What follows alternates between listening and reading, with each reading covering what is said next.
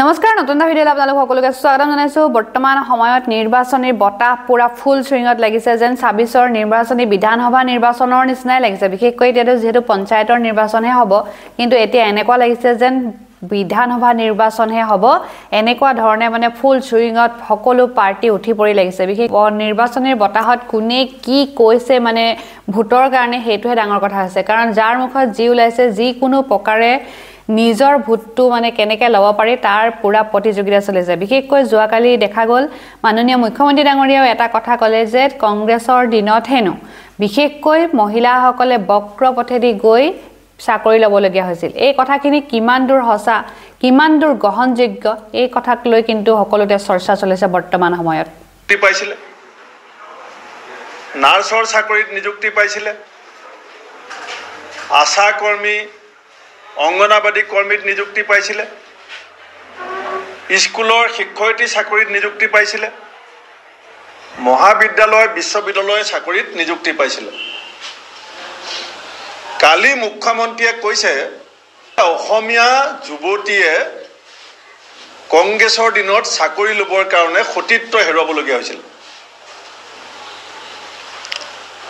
আমাৰ 2001 চনৰ পৰা 16 চনৰ ভিতৰত যিসকল যুৱতীয়ে চাকৰি লৈছিলে তাৰ বহুত এতিয়া বিবাহিত হ'ল স্বামী আছে বহুতৰ সতি সন্ততি আছে আজি আমাৰ দিনত চাকৰি পোৱা নিযুক্তি পোৱা বিশ্ববিদ্যালয় মহাবিদ্যালয় শিক্ষয়িত্ৰী ডক্টৰ ইঞ্জিনিয়াৰ স্কুলৰ শিক্ষয়িত্ৰী অংগনাবাদী কৰ্মী আশা কৰ্মী নাৰ্ছ এই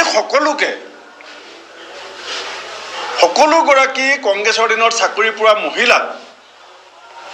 সমাজৰ সন্মুখত নিজৰ পৰিয়ালৰ সন্মুখত নিজৰ স্বামী আৰু ল'ৰা ছোৱালীৰ সন্মুখত হিমন্ত বিশ্ব শৰ্মাই এই নিম্ন ৰুচিসম্পন্ন তেওঁৰ মন্তব্যৰ কাৰণে যি ধৰণে হেয় প্ৰতিপন্ন কৰিছে যি ধৰণে লাঞ্ছিত কৰিছে এইটো মই তীব্ৰ ভাষাৰে গৰিহণা দিয়াই কেৱল নহয় যদি 24 ঘণ্টাৰ ভিতৰত হিমন্ত বিশ্ব শৰ্মাই অসমীয়া কৰ্মৰত মহিলাৰ প্ৰতি কৰা এই অপমানসূচক মন্তব্য যাৰ কাৰণে তেওঁলোকৰ বিৰুদ্ধে সমাজত আৰু নিজৰ জীৱনত এটা অবিশ্বাস আৰু সন্দেহৰ বাতাবৰণ তেওঁ সৃষ্টি কৰিব বিচাৰিছে যে কংগ্ৰেছৰ দিনত চাকৰি ল'বলৈ যাওঁতে তেওঁলোকে সতীত্ব হৰণ হৈছিল এই কথাটো যদি 24 ঘণ্টাৰ ভিতৰত মুখ্যমন্ত্ৰীয়ে ৰাজহুৱাকে ক্ষমা নিবিচাৰে আমাৰ অসম প্ৰদেশ কংগ্ৰেছ কমিটিৰ আমাৰ এটা শাখা সংগঠন মহিলা কংগ্ৰেছ কমিটিক মই নিৰ্দেশ দিম গুৱাহাটী হাইকোৰ্টৰ দ্বাৰস্থ হ'বৰ কাৰণে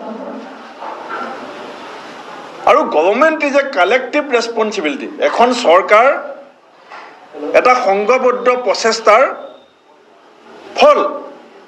হিমন্ত বিশ্ব শৰ্মা কংগ্ৰেছৰ শাসনকালত 15 বছৰ মন্ত্ৰী আছিলে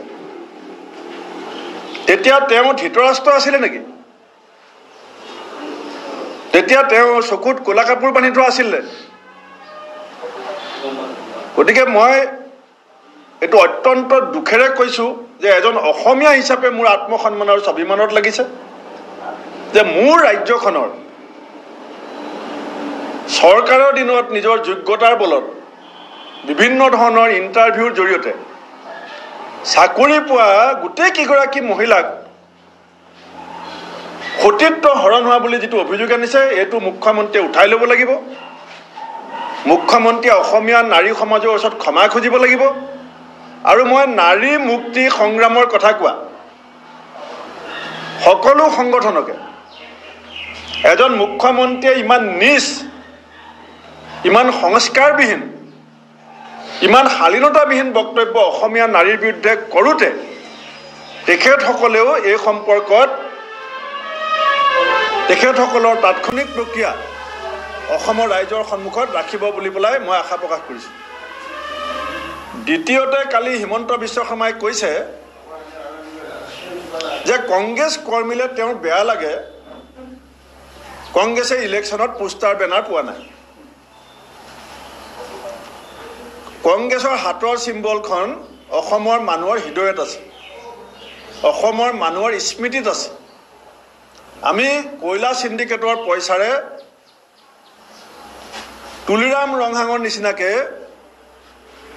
2 লাখ কিমান টকা পাহৰিয়ে গৈছোঁ, 200 কোটি টকীয়া পেলেচ হিমন্ত বিশ্ব শৰ্মাৰ আটাইতকৈ ঘনিষ্ঠ তুলিৰাম ৰংহাঙে 200 কোটি টকাৰ পেলেচ বনাইছে। দীনদয়াল উপাধ্যায়, শ্যামাপ্ৰসাদ মুখাৰ্জী, অটল বিহাৰী বাজপেয়ী, তেওঁলোকে ভাৰতবৰ্ষৰ ৰাইজক যিখন দেশৰ সপোন দেখুৱাইছিল, সেই সপোনৰ লগত হিমন্ত বিশ্ব শৰ্মাৰ ঘনিষ্ঠ তুলিৰাম ৰংহাঙৰ পেলেচটো মিল নাখায়। বিজেপিৰ ৰাজ্যিক সভাপতি দিলীপ শইকীয়াই বাৰে বাৰে বিজেপি যে পাৰ্টি উইথ ডিফাৰেঞ্চ, এটা সংস্কাৰপূৰ্ণ বিজেপি দলৰ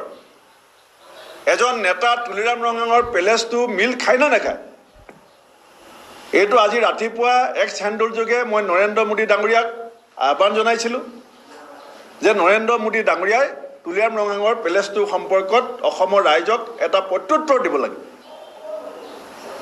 আমাৰ দলৰ কৰ্মীয়ে পোষ্টাৰ বেনাৰ নেপোৱাৰ কাৰণে তেওঁৰ বেয়া লাগিছে, কিন্তু ৰাজেন গোহাঁই ডাঙৰীয়াৰ কাৰণে তেওঁৰ বেয়া নালাগে, সিদ্ধাৰ্থ ভট্টাচাৰ্যৰ কাৰণে হিমন্ত বিশ্ব শৰ্মাৰ বেয়া নালাগে।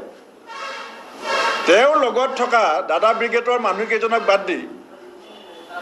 বাকী হাজাৰ হাজাৰ বিজেপিক পুৰণা কৰ্মীবিলাকৰ অৱস্থা কেনেকুৱা সেইটোক লৈ তেওঁৰ বেয়া নালাগে, কাৰণ তেওঁ দেহে মনে কায়ে বাক্যে বিজেপি হ'ব পৰা নাই। নহ'লে তেওঁ ক'লেহেঁতেন যে বিজেপিৰ পুৰণা কৰ্মীবিলাকক লৈ, ৰাজেন গোহাঁই ডাঙৰীয়াক লৈ, সিদ্ধাৰ্থ ভট্ট ডাঙৰীয়াক লৈ তেওঁ চিন্তিত, তেওঁৰ দুখ লাগে।